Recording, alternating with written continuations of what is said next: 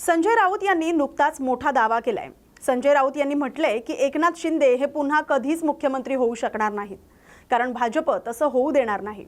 त्यांना भाजपमध्ये जावं लागेल, तिथे काही काळ वेळ काढावा लागेल, तेव्हा कदाचित ते मुख्यमंत्री होऊ शकतात, त्याशिवाय नाही। हे आमचे सर्व सहकारी होते, त्यांनी आमच्यासोबत आणि आम्ही त्यांच्यासोबत वर्षानुवर्ष काम केलंय।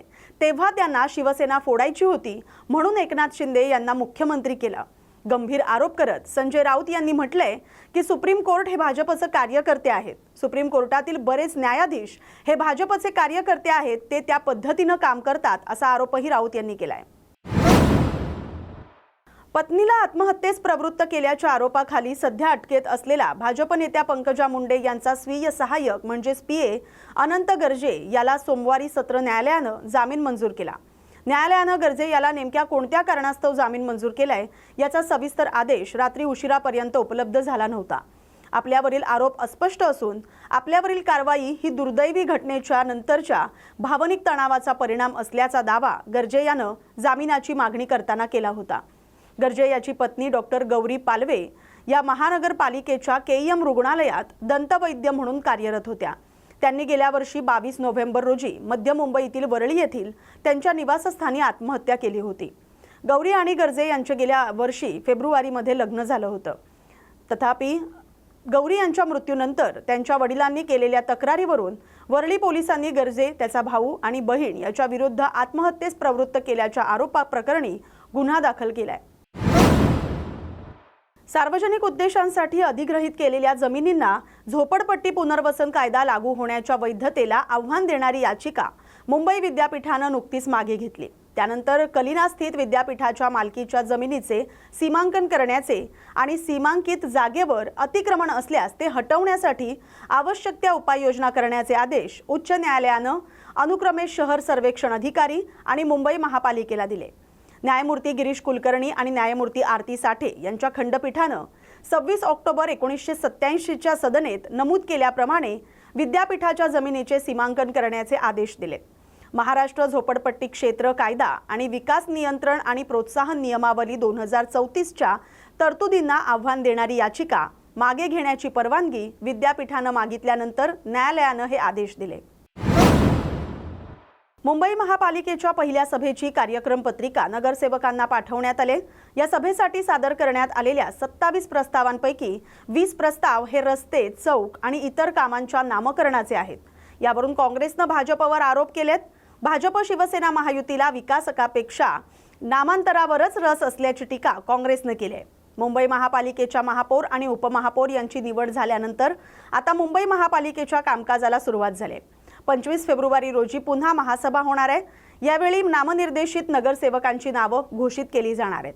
तसंच या महिन्याच्या कामकाज पत्रिकेवर विविध रस्त्यांच्या नामकरणाचे विविध प्रस्ताव हे मंजुरीसाठी येणार आहेत। यावरून काँग्रेस पक्षानं महायुतीवर टीका केली आहे। मुंबई महापालिकेसाठी 10 नामनिर्देशित नगरसेवकांची नावं येत्या बुधवारी सभागृहात घोषित होणार आहेत। त्यासाठी सर्व पक्षीयांनी आपल्या उमेदवारांच्या नावांचे अर्ज सोमवारी पालिका प्रशासनाकडे सादर केलेत। या अर्जांची छाननी करून अंतिम नावं सभागृहात घोषित केली जाणार आहेत। शिवसेना ठाकरे गटानं युवा सेनेचे नेते आणि माजी शिक्षण समिती सदस्य साईनाथ दुर्गे यांना संधी दिली आहे। त्यांच्या नावाला शिवसेना शिंदे गटानं हरकत घेतली आहे। एका प्रकरणात महिनाभर तुरुंगवास भोगून आलेले दुर्गे यांना कशी काय संधी दिली जाते असा सवाल उपस्थित केला जातोय। मुंबई महापालिकेचे 227 प्रभाग असून दरवेळी 5 नामनिर्देशित नगरसेवक असतात। यंदा मात्र तब्बल 10 नामनिर्देशित नगरसेवक महापालिका सभागृहात बसणार आहेत। या जागांसाठी राजकीय पक्षांनी आपले उमेदवार निश्चित केले असून या उमेदवारांच्या नावांचे अर्ज पालिका प्रशासनाकडे सादर करण्यात आलेत। या नावांच्या अर्जाची छाननी केल्यानंतर ही नावं निश्चित होणार आहेत। बृहन्मुंबई महानगरपालिकेच्या रुग्णालयातील रक्तपेढ्यांमार्फत शहरात तसंच शहराबाहेर रक्तदान शिबिरांचं आयोजन केलं जातं। मात्र रक्त संकलनासाठी लागणारी वाहनं ही शहराबाहेर नेण्याच्या परवानगी प्रक्रियेत बदल करून अतिरिक्त आयुक्तांची स्वाक्षरी बंधनकारक करण्यात आली। त्यामुळे रक्तदान शिबिरांसाठी पाठवण्यात येणाऱ्या तुकडीला संबंधित ठिकाणी पोहोचण्यात अडचणी येत आहेत। याचा परिणाम रक्त संकलनाच्या प्रक्रियेवर होतोय। भविष्यामध्ये रुग्णालयांमध्ये रक्ताचा तुटवडा निर्माण होऊ शकतो। बृहन्मुंबई महानगरपालिकेच्या रुग्णालयांमधील रक्तपेढ्यांकडून मुंबईसह ठाणे, नवी मुंबई, पनवेल यांसारख्या ठिकाणी रक्तदान शिबिरांचं आयोजन केलं जातं। या शिबिरांच्या ठिकाणी पोहोचण्यासाठी आवश्यक वाहनासाठी रक्तपेढ्यांना संबंधित रुग्णालयांच्या अधिष्ठात्यांकडून परवानगी घेणं आवश्यक होतं. पनवेल येथील कामोठे परिसरातील इंडो स्कॉट्स ग्लोबल स्कूल मध्ये हिंदी दी चादर या विशेष कार्यक्रमाचं आयोजन करण्यात आलंय. कार्यक्रमाच्या माध्यमातून विद्यार्थ्यांनी आपला भारत राष्ट्र प्रथम या देशभक्तीपर विचारांचा प्रभावी संदेश दिला. या कार्यक्रमात विद्यार्थ्यांनी विविध प्रात्यक्षिकांद्वारे भारताची सांस्कृतिक समृद्धी आणि विविधतेतील एकता सादर केली.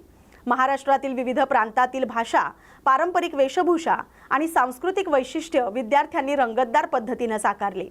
विविध राज्यांचे प्रतिनिधित्व करणाऱ्या विद्यार्थ्यांनी त्या प्रांताची भाषा, परंपरा आणि वैशिष्ट्यांची माहिती थोडक्यात देत उपस्थितांना माहितीपूर्ण अनुभव दिला.